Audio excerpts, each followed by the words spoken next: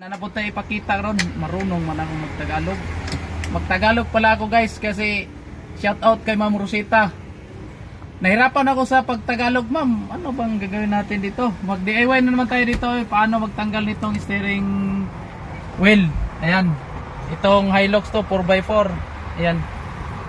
Kasi pag hindi to tatanggalin, baka mangyari maputol yung clock spring sa loob.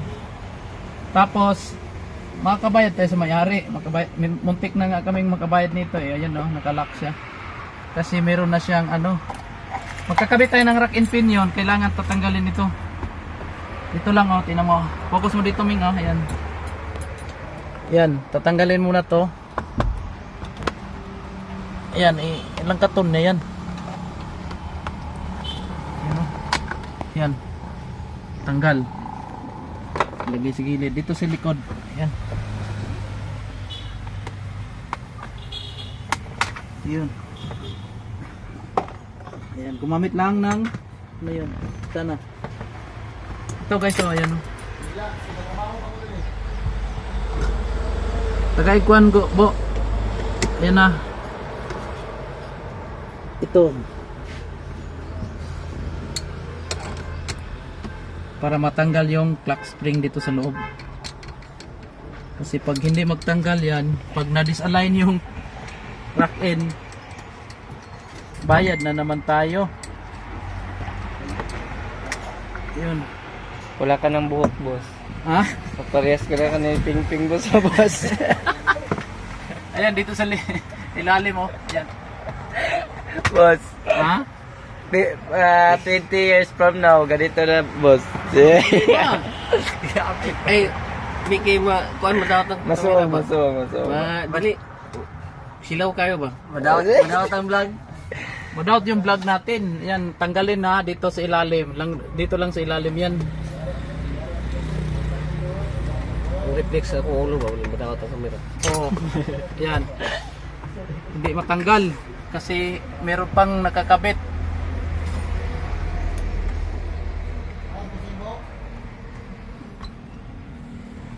Oh. Ah.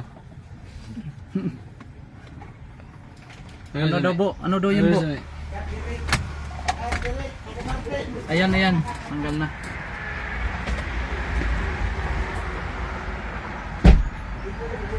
Yan, ipitin to guys ha.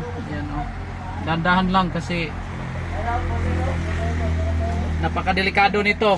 Baka puputukan tayo dito. Ito yung airbag niya. Ayan no. Ito yung airbag kapag ma-aksidente ka. Ito yung puputok. Ito yung magtutulak sa'yo para hindi ka masyadong madamage yung ulo mo. Ayan. Ito guys oh, ayan oh. Delikado to. Baka magka...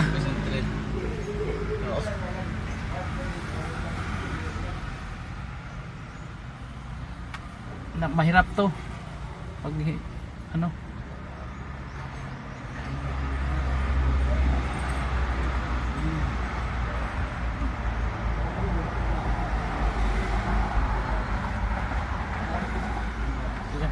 Ito lang tayo magtatanggal. Kasi nahirapan tayo dyan sa tumangkalisod. Ayan yung clock spring. Ipakita mo nga may. Yan. Yan pag maano yan, delikado.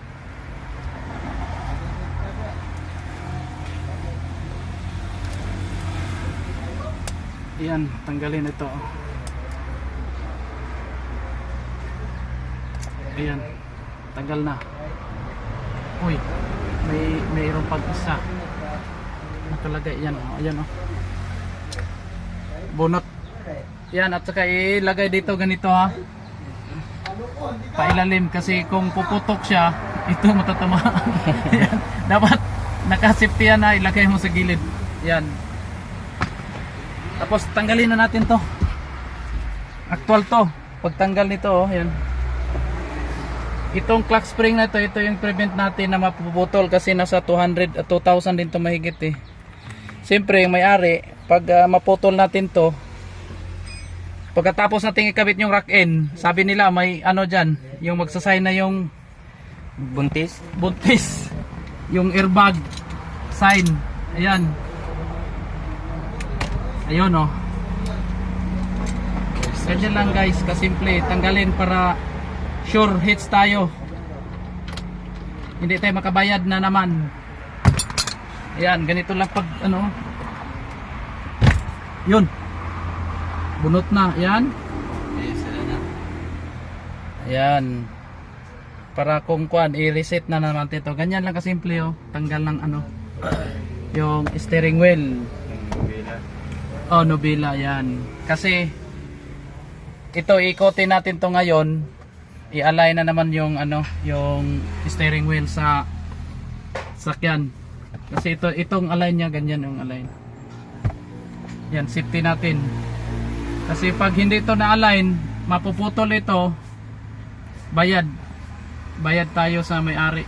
Kasi pag bigay ng sasakyan, walang sign ng airbag dito. Pagbalik, wala ng busina. Meron na namang sign ng airbag. Ganyan lang guys. Simple lang, basic, pero kung hindi kayo marunong, ibigay nyo na sa nakakalam. Pero kung mag DIY naman kayo, pwede naman sa iyo na yung sasakyan eh. Di ba? Thank you for your watching guys, and share na my video. Salamat. Shout out kay Ma'am Rosita.